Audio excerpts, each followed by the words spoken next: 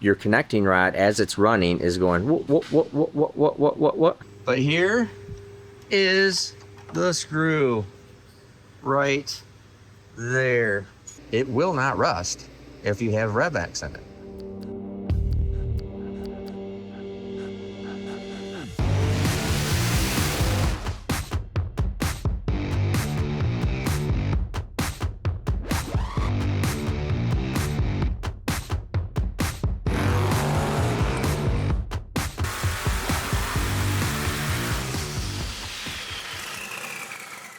This is a build up for Tyler Patton, Jet Boat LS Pro Charge. And so Joe is working on this project, putting everything together, and we're going to do some talking about bearing clearances and stuff and show you how we check them. And I'm going to show you and talk to you about like the top 3 things that you must know about bearings and bearing clearances. All right, Joe, what are you working on? So working on this dark SHP LS Next block for Tyler Patton, and we are checking main bearing clearance right now. The way we do this is we mic the journals on the crank and set up our dial bore gauge, and we torque the bearing shells in the block with the caps just as you would if you were assembling the engine, and that's how we will see the clearance. I'll show you real quick. So this crank, I've already measured it. Whoever grounded actually did a really nice job. They're all within a tenth. So we'll take our mic,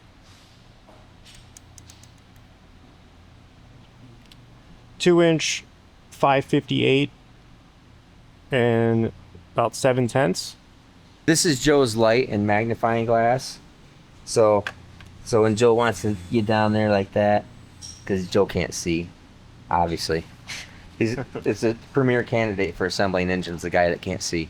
My dad got that for me, and it's pretty nice. It's pretty nice sometimes. It is a nice light.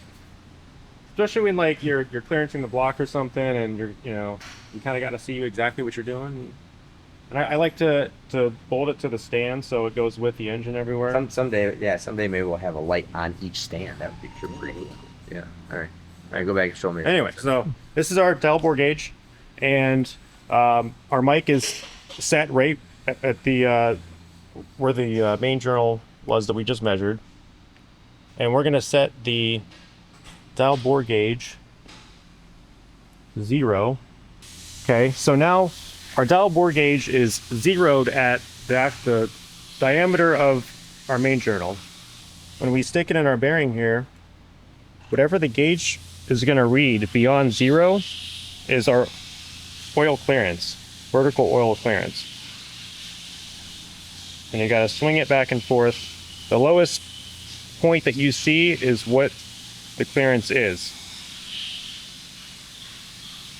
So we're just under about 3 thousandths there, which is about what we want. All right, so let me jump in here real quick, because the top 3 things you need to know about bearings, how bearings work, and bearing clearances. Okay, so it's not just 3 things about bearing clearance, it's 3 things about bearings. Okay, Joe just mentioned that this has 3 thousandths, probably like 2.9 or 0029 thousandths of clearance right there.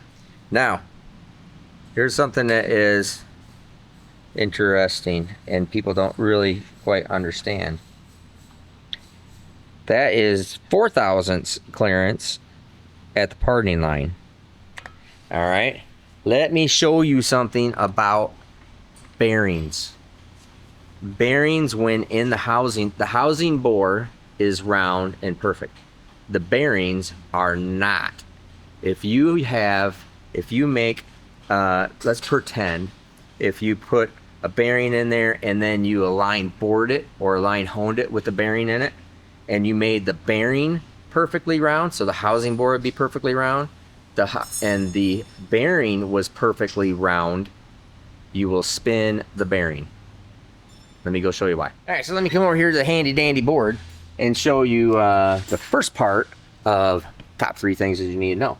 So bearings in the housing board, this is over exaggerated shape, all right? So the bearing shell is basically shaped like that. Okay, very exaggerated, obviously. Let's see if I can draw the top side here.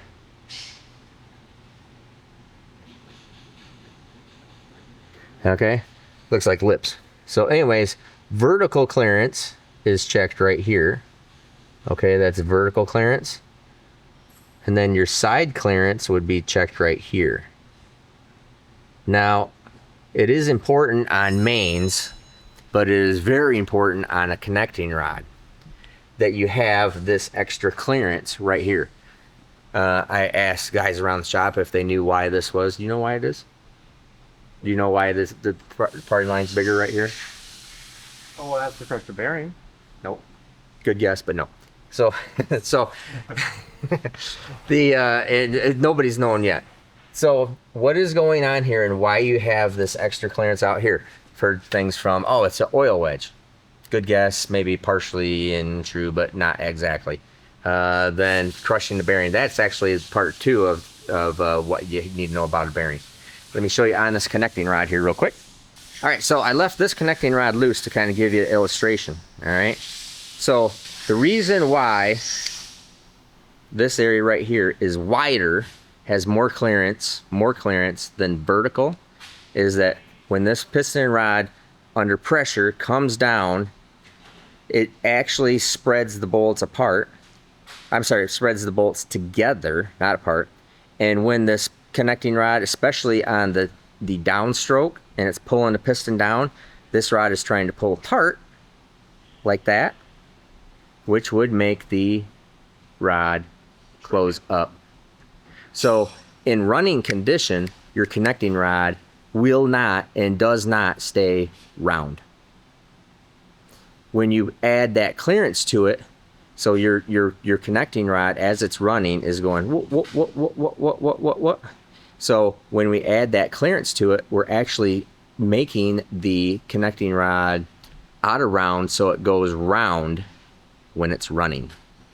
Almost like deck plates on a block. Yeah, basically, yeah, the bearing company, every bearing is like that in the world. Okay, they all do that on side clearance because that moves. There's probably some engineer out there that knows the exact jargon and lingo and exactly what I'm talking about.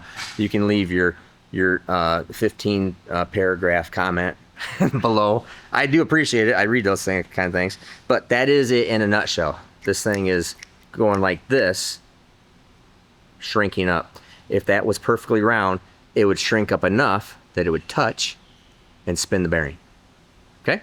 Alrighty, you guys saw that that last 2 days ago, actually 1 day ago, I had determined, yes, I'm gonna have to pull that cylinder head off because we'd put the scope in there.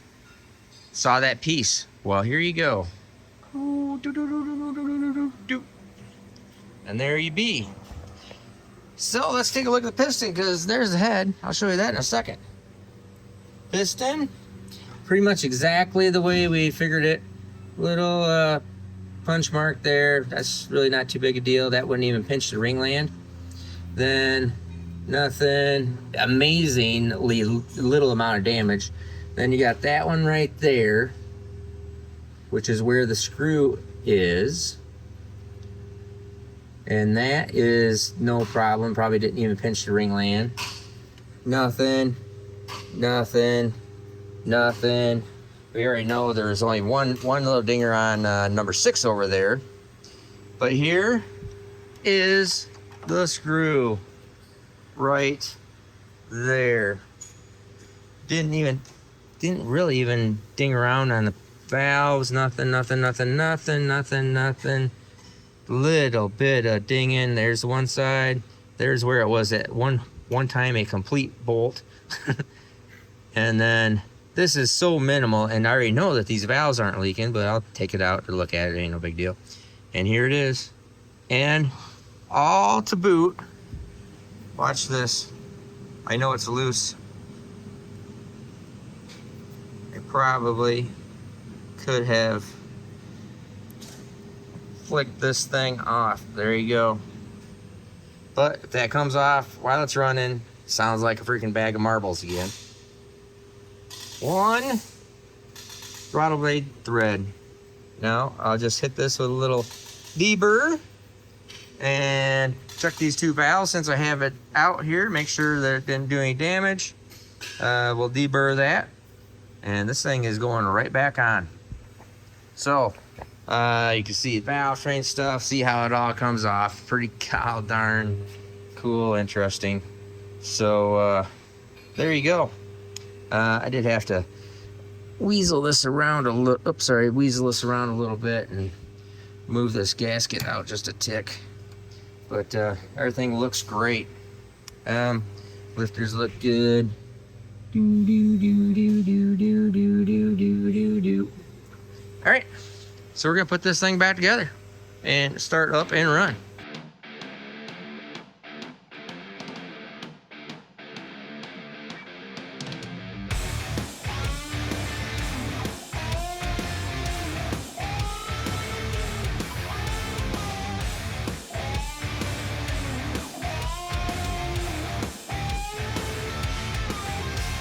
Alrighty, you're seeing it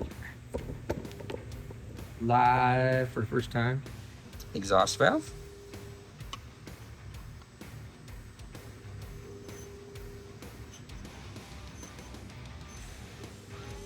Negative Ghost Rider. Intake valve.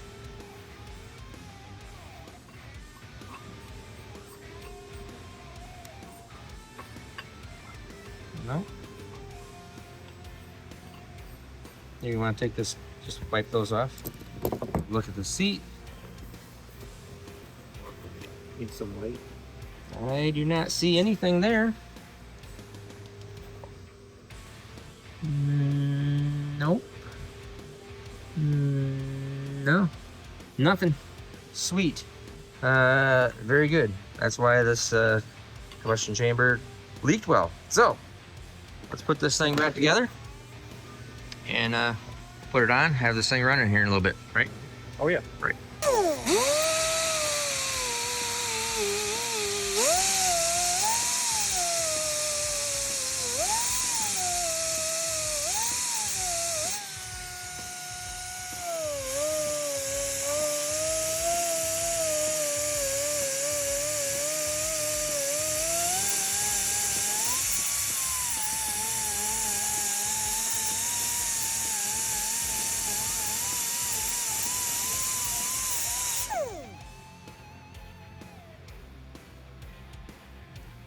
Maybe hit that, get the little disky.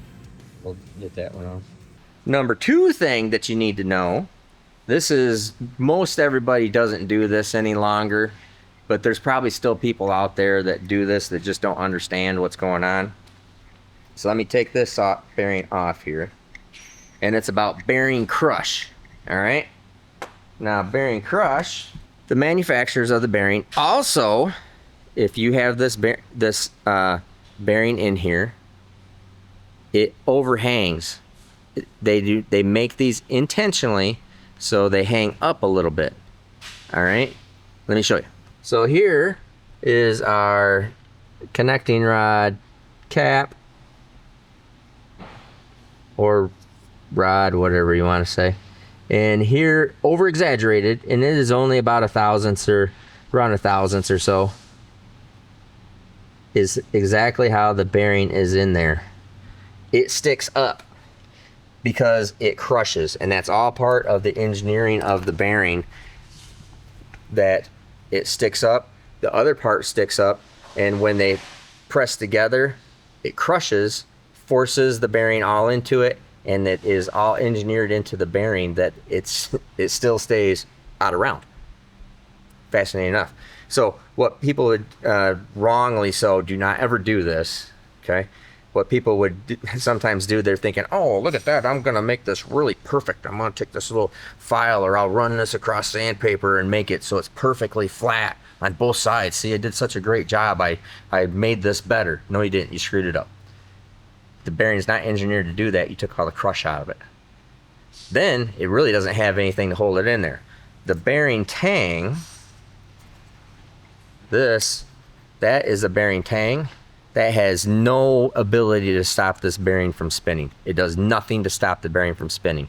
That tang, that little groove right there, does nothing except locate the bearing left to right or front to back. Okay, so that is your number 2 thing. Number 1 thing, bearings are out of round, so they get round when they're running. Number 2 is don't sand that thing down. That's there for crush. It's engineered into it. Now let's talk about number 3. All right, also more interesting information. So I've been using RevX, you've seen since last year. Interesting thing. So the RevX guy was just here and he goes, hey, you know, I have the explanation on, everybody wants to know, is there a coating or what there is that you could put on the valve springs to keep them from rusting. Now, I do evacuate my system, not as well as I should. And then after talking to Bailey, he said how much he has been evacuating his system.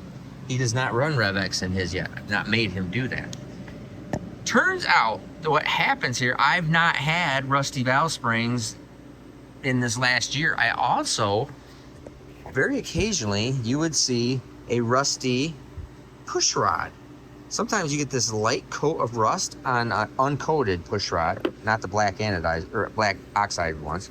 And on rocker arms, like a T&D style rocker arm in particular, where they're not, they don't have a oxidized on them, or even the Jessel ones sometimes will have this light rust on it. Sometimes even these Mantons, even though these are polished.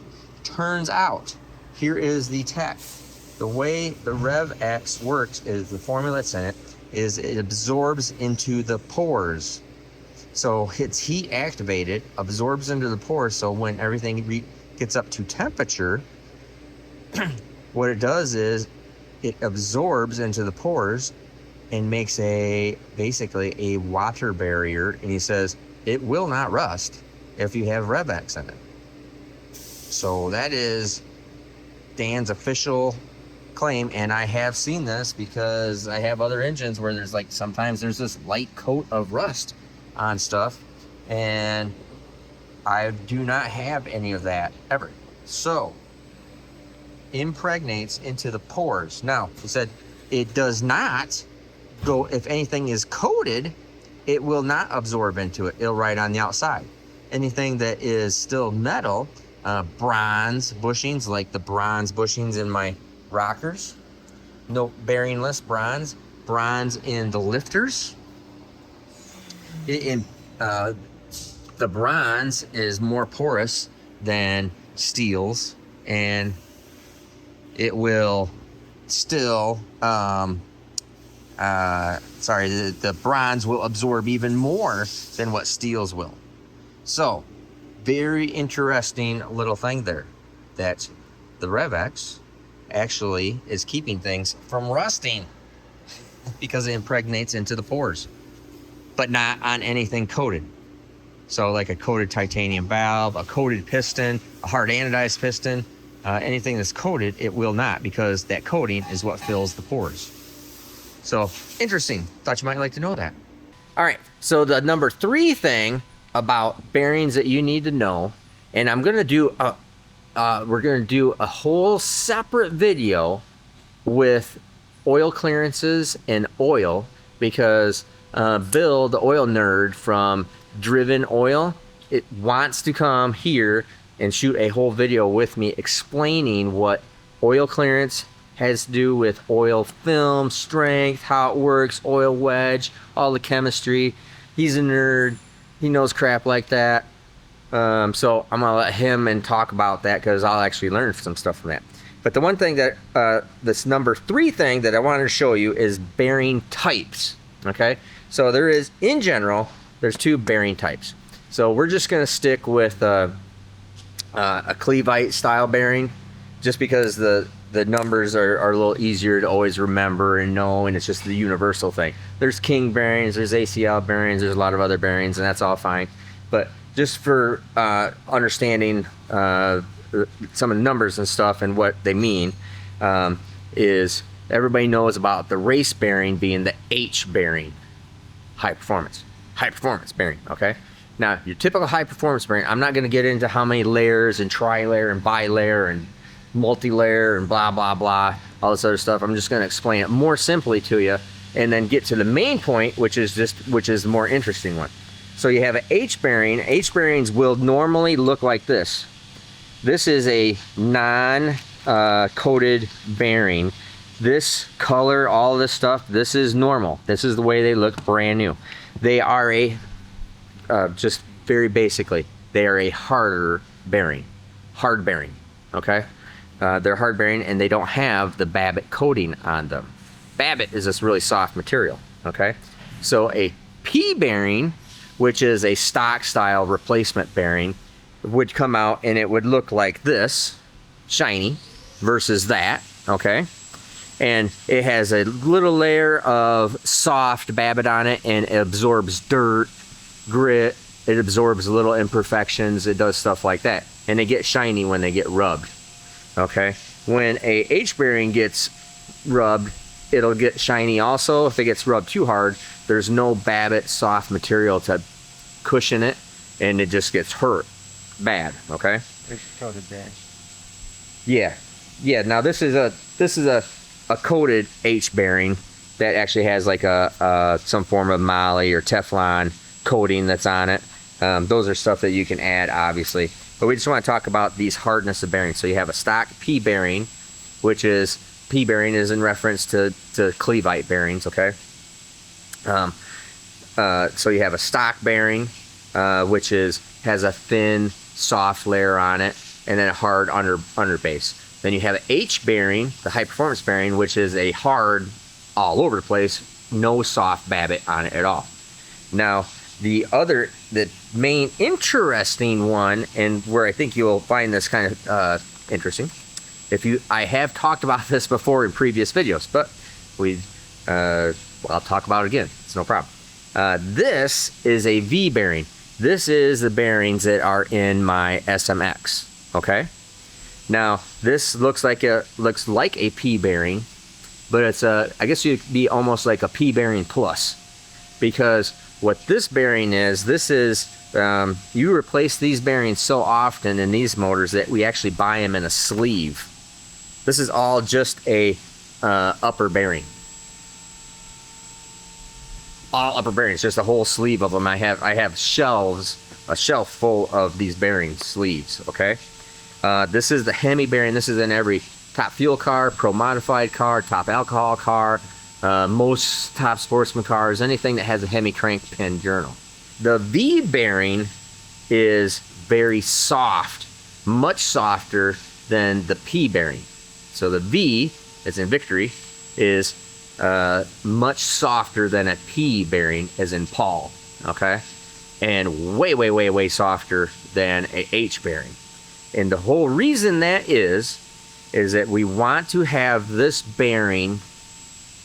We use these bearings in these really big horsepower applications as a tuning device, okay?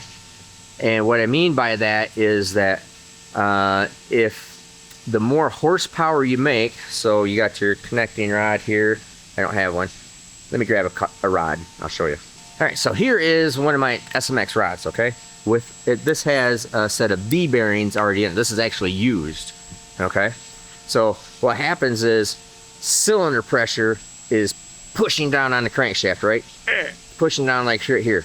It has this crankshaft journal that's in here like that. Well, we use this softer bearing because it will still have a oil film in there, and the oil film is stronger than and more resistant to crush. Probably wrong terminology. More resistant to crush than what the actual bearing material is. So the crankshaft will not go through the oil film, but it's pressing so hard it actually squishes the material out of the bearing. So we can tell that if you come in, you check your bearing, or you check rods, and you will do a quick bearing check, and you actually measure. We don't look at it. It'll look brand new like that, or look fine, or just like these right here. Like this is used, okay? It'll look just like that. And we actually measure, you got calipers? What we'll actually do is actually measure how wide this is here, because this bearing material right here will squish out, whoops, will squish out, and this bearing will actually measure wider. So instead of like 841, if we come in here and measure that and it's like 842, 843, oh yeah, man, it's making good power, no problem. I'm not giving you exact numbers so nobody freak out, okay? Oh yeah, it squished out a couple thousandths. That's pretty normal for, you know, making 3,500 horsepower. Oh, it squished out 4 thousandths. Yeah, that's pretty normal for making 4,500 horsepower. Oh, it squished out like 15 thousandths and you can actually see it is bulged out. No, that's just effed up. Okay, that is no bueno. There's a problem. You detonated it, you had a bunch of problems. It is seriously unhappy and you have to replace the bearings. Okay, so I thought you would find that very interesting. Now that is it in a nutshell. There's a lot of engineering, there's a lot of bull crap, and there's a lot of, you know, like I said, with materials and tri-metal, bi-metal, quadruple metal, whatever the fudge it is, doesn't matter. I'm just trying to give you some real basic understanding of the kind of bearings you'd want. You can run a P bearing in any engine you want, except a Pro Mod style engine. Okay, don't do that. The P bearing is perfectly fine. You want to run an H bearing, I don't care, it's perfectly fine. The difference between the two bearings are, it's got a nice little soft babbitt layer that's a little more forgiving. The H bearing, the race bearing, is the least forgiving bearing that there is. Okay? Now, if you go through oil film on anything, it's going to destroy all 3 bearing types. It doesn't matter what the fudge it's made out of. It doesn't matter if it's coated, whatever it is. If you break through the oil film, you're screwed. Okay? We'll talk about that with Oil Nerd. It's very interesting that oil film, which is, you know, microns thick, I don't even know how thick, we'll ask Oil Nerd, is strong enough that it won't go through it, but it would actually squish the material right out of it. Fascinating deal. So anyways, top 3 things you need to know. Bearing type, which bearing to get. If you want to run V bearings and stuff, that's perfectly okay too. You can do that. They're a little harder to come up with. V bearings in like small block Chevrolet. I don't even know if they have one for a small block Chevrolet. I haven't seen one. Don't really normally run them in big block Chevrolets. Maybe really high horsepower stuff I might. Always in a Pro Modified type application, SMX. Even in my SMLs, I'm still running an H bearing. Don't need to run this yet, but probably could. So you got your bearing type, and then you got your bearing crush. Once again, don't sand that off. Okay, they're engineered to actually stick up past it. And then you have your number 1 thing, which is these things are made out of round, so they run round. In fact, I can show you that right here. I got a bearing mic in my toolbox, but we should be able to measure it here. It says 58 thousandths, 60 thousandths. So that bearing, brand new, out of the box, is designed to be 61 thousandths, 60 thousandths. Out here, because they're not round, 58.